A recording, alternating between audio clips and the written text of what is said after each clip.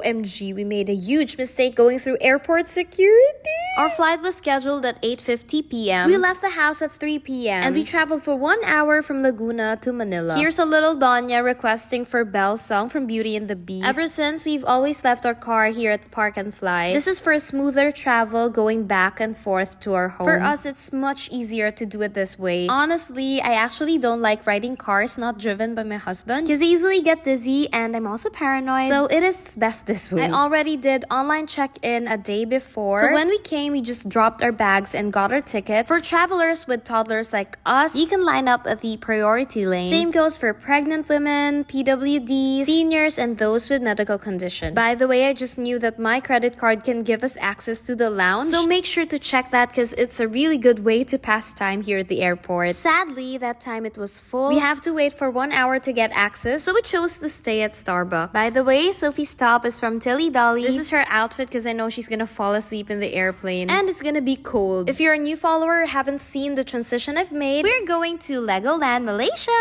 Anyway, so the huge mistake going through airport security I was telling you about. As a first-time mom who's recently just started traveling with a toddler, we thought you can bring all the milk you can in your hand carry luggage. It's fresh milk, by the way. We actually asked the Cebu Pacific staff who was assisting us in our check-in baggage, and she was really assuring us that yes, it's okay. But it's not okay. Don't make the same mistake we did. A lot of milk was wasted. So the rule is you can only bring 1 liter of milk for your hand carry. We asked if we can go back and check in the milk, but the security officer said that we have to go through immigration and there's no assurance that we'll be allowed to go back. So we just chose to leave the milk and we're just gonna buy milk in Malaysia. So we just moved on, and here's Ate and Sophie excited to ride the airplane. Sophie's just so curious to see what's inside. I think she couldn't remember what a plane looks like. That's why her face is like that. When we got seated there, she started to relax, and I think she's very tired from all the running she did in the airport. We buckled her up and started to do activities, though I know she's gonna fall asleep in the airplane, but we still prepared a lot of activities, not just for the airport and the airplane. It's also for the time when she's waiting in line or when she just woke up in the hotel and has nothing to do. So instead of just watching, we want her to have activities like this to limit exposure to gadgets. We're about to take off and she's still wide awake. I thought by this time she's gonna fall asleep, but no. So it's really good that we prepared something for her. She also got scared while we were taking off because it was so loud, but I assured her that everything's gonna be okay and mommy and daddy can hold her hand. Don't worry, she felt better after a while. I also took a video outside so she can see what it looks like since it's our first time traveling at night. We also brought the headphones we bought last March from our Singapore trip. Sophie loves listening to music, so this is one of her activities, and here she's just chilling. We also gave her a lollipop to avoid hurting her ears. It was kind of hard for her to fall asleep in the airplane, but I lied down beside her and eventually she fell asleep. It was a quick flight, no traffic, charge. I was so sleepy. Maybe you're wondering where we're gonna stay in Malaysia in the middle of the night. We already booked an airport hotel. It's located right in front of the airport because the one inside the airport was fully booked, and good thing this one is really affordable. Very worth it if you have flights like this where you arrive in the middle of the night. This is where we're staying at Shun Hotel. Check-in was really quick. We were able to rest right away. Next part, I'm gonna tell you about the requirements we prepared for immigration, the price we paid for the airport hotel, and of course a room tour. That's it. Blah blah.